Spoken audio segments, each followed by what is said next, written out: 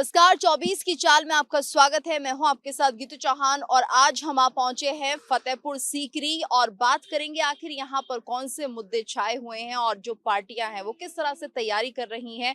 हमारे साथ खास मेहमान भी जुड़े हुए हैं। हमारे साथ प्रवीण राजपूत जी जुड़े हुए जो कि प्रदेश सचिव हैं समाजवादी पार्टी के, साथ ही विकास परमार जी हमारे साथ जुड़े इंडी गठबंधन से ये ताल्लुक रखते हैं। पवन इंदौलिया जी जुड़े हुए हैं, मंडल अध्यक्ष हैं बीजेपी के। तो आप सभी का स्वागत है। और आज जिस तरह से हम चर्चा कर रहे हैं क्योंकि जो फतेहपुर सीकरी की सीट है लगातार चर्चा में बनी रहती है और ऐसे में क्या कुछ यहाँ पर विकास हुआ है, क्या आने वाले दिनों में होगा, जानते हैं। सबसे पहले हम पवन जी का रुख करते हैं। पवन जी, क्या मानते हैं आने वाले समय में क्या कुछ विकास कार्य जो अभी तक नहीं हुए वो किए जाएंगे? देखिए, आने वाले समय में विकास कार्य की तो भरपूर जो कमियां हैं वो पूरी की जाएंगी, लेकिन मैं थोड़ा-सा पिछले रिकॉर्ड पे जाऊँगा। भारतीय जनता पार्टी ने केंद्र की और राज्य की सरकार ने जो विकास कार्य कराए हैं, आप देखेंगे, आप दिल्ली से यहाँ तक आएँगे या आगरा से आप कहीं भी जाएँगे तो रोडों के जाल बिछा हुआ है। आप इस बात को मानेंगे, बेहतर और जिससे बेहतर और हो सकती है वो रोड बनाए जाएँगे। और अटल आवासीय विद्यालय फतेहपुर सीकरी विधानसभा में भी बना था, जिनमें निःशुल्क जो गरीब बच्चे हैं उनका जो अच्छी उनकी शिक्षा देने के लिए अटल आवासीय विद्यालय बनाया गया। आईटीआई कॉलेज निःशुल्क, जो पहले आईटीआई कॉलेज होते थे प्राइवेट हुआ करते थे, उनमें फीस जाती थी, लेकिन आईटीआई कॉलेज गरीब बच्चों के लिए एक उसमें एग्जामिनेशन रखा जाएगा, उसके जरिए उनमें एडमिशन होगा। वो भी निःशुल्क बनाया फतेहपुर सीकरी विधानसभा में, जो पड़ता है किरावली पर। और आप देखेंगे हर घर जल हर घर नल, इसकी योजना भी माननीय सांसद जी की पहल से, माननीय विधायक जी की पहल से, इन सब लोगों ने लग के, माननीय उदयवान जी लगे थे और पूर्व में जो अपने भारतीय जनता पार्टी के विधायक, उन सब की पहल से हर घर नल हर घर जल की योजना चालू हो रखी है और धीरे धीरे इसका विकास कार्य चल रहा है। लाइन बिछाई जा रही है और सबके घर पर ज्यादातर नल पहुंच जाएगा। फतेहपुर सीकरी में खासकर जो परेशानी रहती थी पूरे एरिया में, वो इसी की रहती थी, पानी की समस्या की सबसे ज्यादा परेशानी रहती थी। और आप आगरा में देखेंगे तो मेट्रो का जिस तरीके से विकास कार्य हुआ है, जैसे आपने पहले देखा हो दिल्ली में हुआ करती थी, फिर गुड़गांव, फिर नोएडा, ऐसे धीरे धीरे आगे बढ़ी। इसी प्रकार से मैं आपको भरोसा दिलाता हूँ कि जो भी मेट्रो भी आगरा तक सीमित है, उसका त्रिकोणीय श्रृंखला बनाई जाएगी, जो फतेहपुर सीकरी, मथुरा, आगरा होते हुए वो इसको कनेक्टिविटी में करेंगे। जी, ठीक है। प्रवीण जी, आप क्या मानते हैं जो वाकई बीजेपी के बड़े-बड़े दावे हैं, विकास हुआ है, आने वाले समय में और भी काम किए जाएँगे, क्या धरातल पर आपको दिख रहे हैं? नहीं, धरातल पर कुछ नहीं दिख रहा है, केवल जुमलेबाजी है। और जुमलेबाजी इस बात की है कि हमारे यहाँ पर कहते हैं कि बेटी बचाओ बेटी पढ़ाओ। ये जो बॉर्डर है राजस्थान से लगा हुआ बॉर्डर है।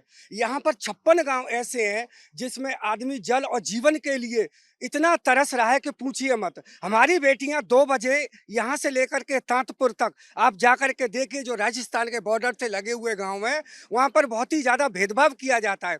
ना वहाँ अधिकारी पहुँचता है, ना कोई प्रतिनिधि पहुँचता है, ना कोई नेता पहुँचता है। वहाँ पर हमारी बेटियां साइकिल लेकर के और किलोमीटर के किलोमीटर पानी के लिए जाती हैं। किसान परेशान है, गायों से किसान परेशान है। रात भर कोई रिश्तेदार घर पर आ जाए तो उनको पूछते हैं कि भैया चाचा कहाँ है, कि फूफा कहाँ है या जीजा कहाँ है।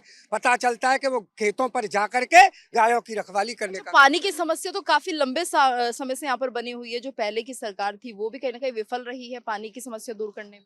काफी कोशिशें की हैं, लेकिन भारतीय जनता पार्टी की प्रधान से लेकर के प्रधानमंत्री तक की सरकार है। 10 साल इनको सरकार में हो गए। ये जो चाहे सो कर सकते थे, केवल जुमलेबाजी और दिखावा के अलावा कुछ नहीं किया। और यहाँ के जो वर्तमान में सांसद जी हैं, उन्होंने कभी भी जनता के बीच में जाने का कभी काम नहीं किया। अच्छा, ठीक है। विकास जी, आप क्या मानते हैं कितना विकास यहाँ पर हुआ है? आपको क्या लगता है बीजेपी के राज में जैसा जनता उम्मीद कर रही थी, क्या वैसा होता हुआ दिख रहा है? नहीं मैडम, इन लोगों की कहनी कथनी और करनी में जमीन आसमान का अंतर है। ये निश्चित आप मान लीजिए कि पिछले 5 वर्षों के अंदर सांसद जी ने क्षेत्र का एक भी कोना कभी जा करके वहाँ किसी के सुख दुख में शामिल नहीं हुए। बहुत बड़ी-बड़ी घटना हुई। कई गाँव में ऐसा है कि 5 के 5 बच्चे खत्म हो गए, लेकिन भारतीय जनता पार्टी का कोई भी प्रतिनिधिमंडल उनके पास नहीं गया। इस बार कोई पार्टी कुछ भी कहती रहे, कोई भी आकर के कोई भी नेता कुछ भी कहता रहे, माननीय मुख्यमंत्री जी भी यहाँ 3-3 सभाएँ कर गए, लेकिन इस बार आप निश्चित मान लीजिए कि यहाँ की जनता ने मन बना लिया है और मन ऐसा बनाया है कि यहाँ का बच्चा-बच्चा गठबंधन प्रत्याशी के रूप में, रामनाथ सिकरवार के रूप में चुनाव लड़ रहा है और निश्चित ही हम यहाँ से बहुत अच्छी लीड लेकर के चुनाव जीत करके और गठबंधन में हमारी सीट जाने का काम अच्छा, करेंगे। कुछ लोगों से हमने बात की है तो वो लगातार यही कह रहे हैं कि बीजेपी अच्छा काम कर रही है और पानी की समस्या पहले थी अब नहीं है, तो वो ऐसा क्यों कह रहे हैं? नहीं, ऐसा कुछ भी नहीं है। पहली बात, मैं यहाँ लोगों का बहुत बड़ा भ्रम है कि गंगा जल परियोजना है वो सांसद जी लेके आए हैं। ये योजना केंद्र की है। केंद्र की योजना हर प्रदेश में, हर शहर में जा रही है।